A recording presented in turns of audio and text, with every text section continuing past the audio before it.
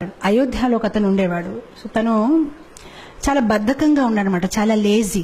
So ఎల్లప్పుడు తను భోజనం తినుకోవాలి, భోజనం తినాలి, పడుకోవాలి, పని ఏం చేసేవాడు కాదు. సో మొత్తం మీద ఆ ఇంట్లో ఉన్న వాళ్ళందరికీ విసుకొచ్చేసి, బాబు నువ్వు ఏదైనా ఆశ్రమం జాయిన్ అయిపో, ఎలాగో ఇంట్లో ఏం పని చేయట్లేదు, మాకు నీతో బెజార్ వచ్చేసింది. సో మొత్తం మీద తను అనుకున్నాడు, సరే అయితే నేను ఏదో ఒక ఆశ్రమం జాయిన్ అయిపోతాను ఎందుకు అని. తను వెతుకుంటున్నాడు అయోధ్యలో ఏ ఆశ్రమం జాయిన్ అవ్వాలి ఎక్కడికైనా. మొత్తం మీద ఒక ఆశ్రమంలో తను ఏం గమనించాడంటే, ఓ గురుగారు ఉన్నారు.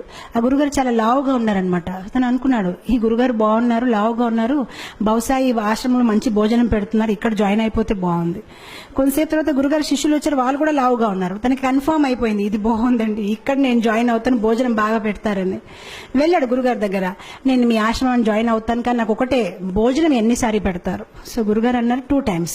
2 times నాకు సరిపోతుంది, నాకు 3 times కావాలంటే గురుగారు అన్నారు, పొద్దున ఇస్తారు కదా, అదే నువ్వు మధ్యాహ్నంకు ఉంచు, ఏం ప్రాబ్లం లేదు.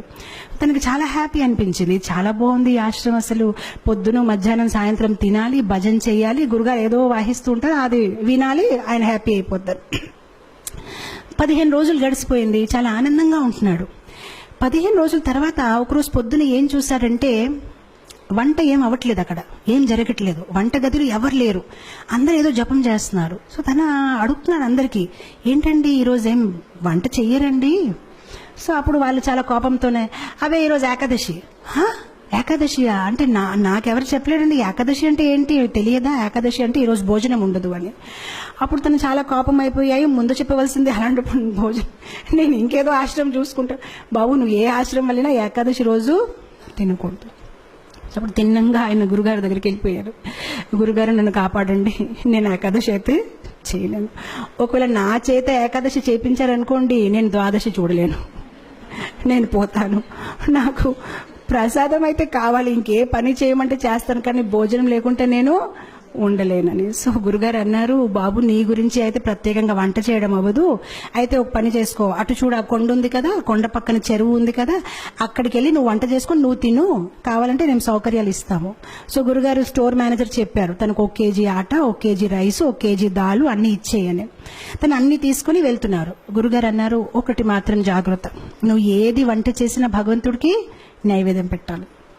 సరే అంటాడు, వెళ్తాడు, కష్టపడతాడు. తనకి బద్ధకం ఎక్కువ కదా, ఎప్పుడు వంట చేయలేదు, చాలా కష్టపడి వంట తయారు చేస్తాడు, కానీ అంత టేస్ట్గా లేదు, ఏ చపాతీలు కాలిపోయాయి, ఏదోటి అవుతుందన్నమాట. మొత్తం మీద వంట తయారైపోయింది. సో వంట తయారైనప్పటికీ తులసి ఆకలి వెతుకున్నాడు, తులసి ఆకు పెట్టాడు, భగవంతుడికి పిలుస్తున్నాడు, కానీ భగవంతుడు రావట్లేదు. సో అప్పుడు తను చక్కగా ఒక పాట పాడతాడనమాట. సో చెప్తాడు, प्रभु राम आइए, राजा राम आइए, मेरे भोजन को भोग लगाइए।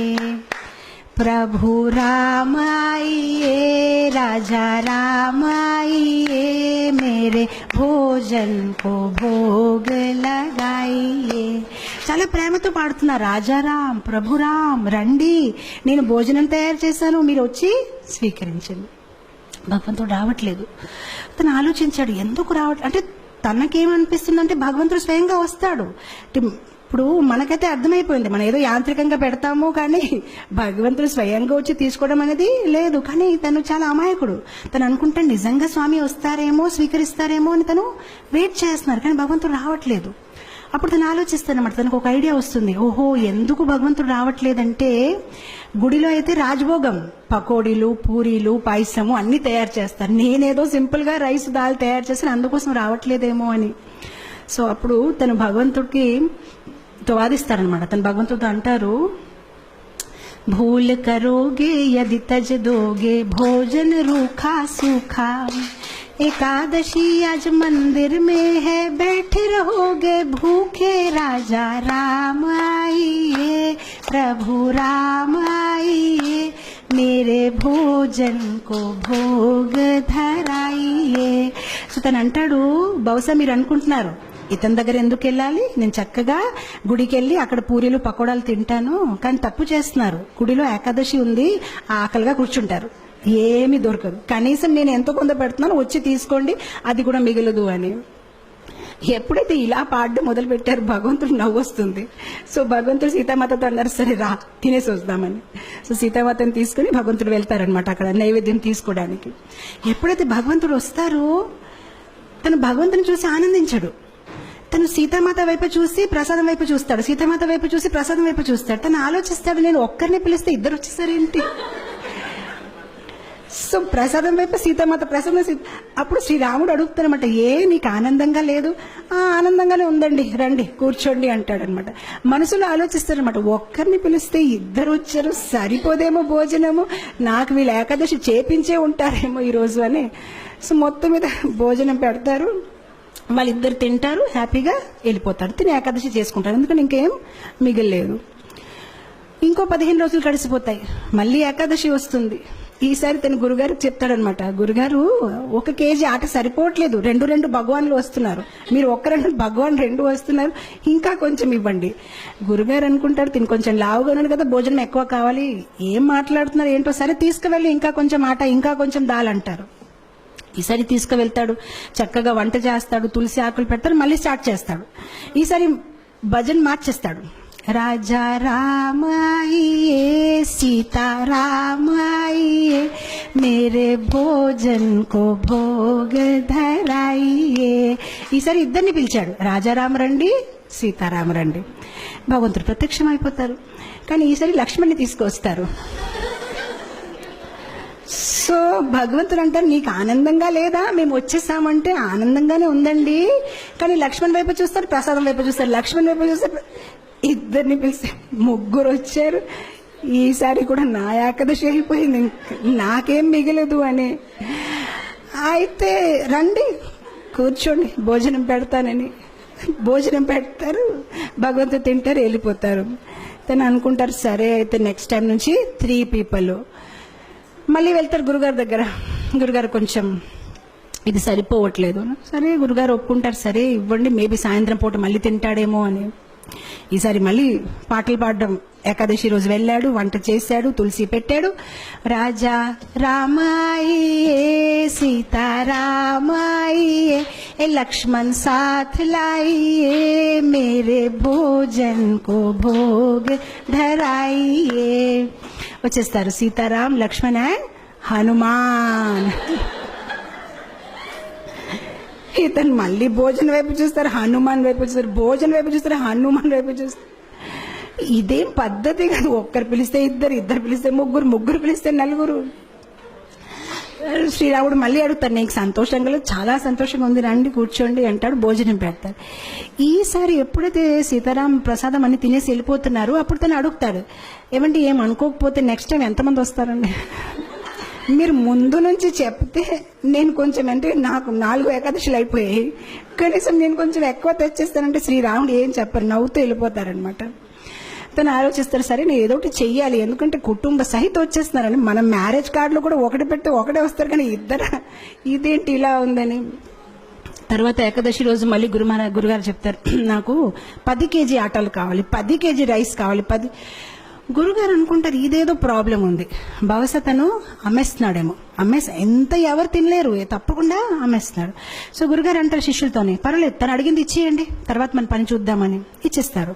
ఇప్పుడు గురుగారు అంటారు శిష్యులతోనే, మనం ఏం చేద్దామంటే కొంతసేపు తర్వాత వెనక వెళ్ళి చూద్దాం, ఎక్కడ అమ్ముతున్నారు, ఏ షాప్లో వెళ్ళి అమ్ముతున్నాడు. ఈసారి వెళ్ళాడు, తను సామాన్లన్నీ దింపాడు, కానీ వంట చేయలేదు. వంట చేయకుండా పాటలు పాడడం మొదలుపెట్టారు. సీతారామాయియే రాజా రామాయియే లక్ష్మణ సాథ్ లాయియే హనుమాన్ लाई मेरे भोजन को भोग धराइए. వచ్చారు సీతారామ లక్ష్మణ్ హనుమాన్ భరత్ శత్రుఘ్న కౌశల్య సుమిత్ర కైకై మొత్తం పరివార కుటుంబం అందరూ వచ్చేసారనమాట. సో అప్పుడు వచ్చేసి, బాబు మేము వచ్చేసామని. సో తను అందరు లెక్క పెట్టుకుంటున్నారు, వచ్చారు, చాలా మంది వచ్చారు. సో అప్పుడు భగవంతుడు అన్నారు, ప్రసాదం ఎక్కడుంది? సో అప్పుడు తిని అన్నాడు, నేనెందుకు వంట చేయాలి, నేను చేస్తాను, మీరు తినేసి వెళ్ళిపోతారు, నాకేది మిగలదు, అదిగో అక్కడ ఉంది, మీరు వంట చేయండి, తినేసి వెళ్ళిపోండి, ఎలాగో నాకేమి దొరకదు, గత కొన్ని ఏకాదశి నుంచి నేను ఏకాదశి చేస్తున్నాను, అక్కడ ఉంది, వంట చేసి తినేసి వెళ్ళిపోండి. ఇంకా తనకి కోపం వచ్చేసి చెట్టు కింద పడుకుంటాడు, ఇంకా లాభం లేదు, వీళ్ళు ఎప్పుడు చెప్పినా మొత్తం కుటుంబం తీసుకు వచ్చేస్తారు. సో శ్రీరాముడు అంటారు సరే అయితే. సో శ్రీరాముడు కూరగాయలకు వస్తున్నారు, సీతామాత వంట మొదలు పెట్టారు, లక్ష్మణ్ కర్రలు తీసుకొచ్చారు, హనుమాన్ పండు తీసుకొని వస్తున్నారు, అందరు బిజీ అయిపోయారు. ఆయన ఎప్పుడైతే సీతామాత ఇలా వంట చేస్తున్నారు, దేవతలందరూ కూడా కింద దిగిపోయారు, ఆ ఋషులు మునీలు అందరూ చాలా హడావడిగా అయిపోయింది. అక్కడ వంటలు అవుతున్నాయి అనమాట, ఎంతో మందికి వాళ్ళు కుకింగ్ చేస్తున్నారనమాట. అండ్ అదే సమయంలో అక్కడ గురుగారు వచ్చారు శిష్యులతోని, అంటే చూద్దాం ఇతను ఏం చేస్తారని. కానీ గురుగారికి ఏమీ కనిపించట్లేదు. ఆయనకి ఎలా కనిపించిందంటే చెట్టు కింద ఇతను పడుకొని ఉన్నాడు, ఆ సామాన్లు అక్కడ పడేస్తున్నాయి. సో అప్పుడు గురుగారు తను లేపి చెప్తున్నారు, నువ్వు చెయ్యవా వంట, ఏం చేస్తున్నావని. అప్పుడు శిష్యుడు చెప్తారు, మీకు కనిపించట్లేదా, ఇంతమంది వంట చేస్తున్నారు, ఇగో చూడండి సీతామాత ఏం ఇగో చూడండి ఇదేమవుతుందని. అప్పుడు గురుగారు అంటే నాకేమీ కనిపించట్లేదు. సో అప్పుడు తను కోపంతో శ్రీరాముడు చెప్తారు, మీరు కనిపిస్తారా లేదా, లేదంటే నా మీద ఆయనకి సందేహం ఉంటుంది, కనిపించండి అని చెప్తారు. సరే కనిపిస్తామంటే అందరు కనిపిస్తారనమాట. సో అప్పుడు అందరు కనిపిస్తే గురుగారు ఇంకా కళ్ళల్లో నీళ్ళు వచ్చేసి, నేను ఎన్ని సంవత్సరాల నుంచి శ్రీరాముడిని పూజిస్తే నాకు దొరకలేదు, కానీ నీ ఒక సరళ స్వభావం, నీ ఒక అమాయకత్వం చూసి భగవంతుడు వెంటనే ప్రత్యక్షమయ్యారని ఆయన ఏడ్చి ఆ శిష్యుడిని కవగలించారనమాట. సో ఇక్కడ భగవంతుడు మన ఒక సరళ స్వభావం, మనలో వినయం ఎంత ఉంది, మనలో అమాయకత్వం ఎంత ఉంది. భగవంతుడికి కాంప్లికేటెడ్ పీపుల్ ఇష్టం లేదు. మనలో జ్ఞానం ఎక్కువ ఉంటే బహుశా భగవంతుడు నన్ను ఇష్టపడతారు అనేది కాదు, మనలో ప్రేమ ఎక్కువ ఉంటే భగవంతుడు మనని ఇష్టపడతారు. సరళంగా ఉండాలి. చెప్పాలంటే భగవంతుడికి ఎలాంటి పీపుల్ ఇష్టం, చైల్డ్ లైక్ ఇన్నోసెన్స్. ఎవరిలో అయితే ఎక్కువ హిపోక్రసీ, ఎక్కువ ఆలోచనలు లేదు, చాలా సింపుల్ హార్టెడ్ ఉంటారు, అలాంటి వాళ్ళని భగవంతుడు ఇష్టపడతారు.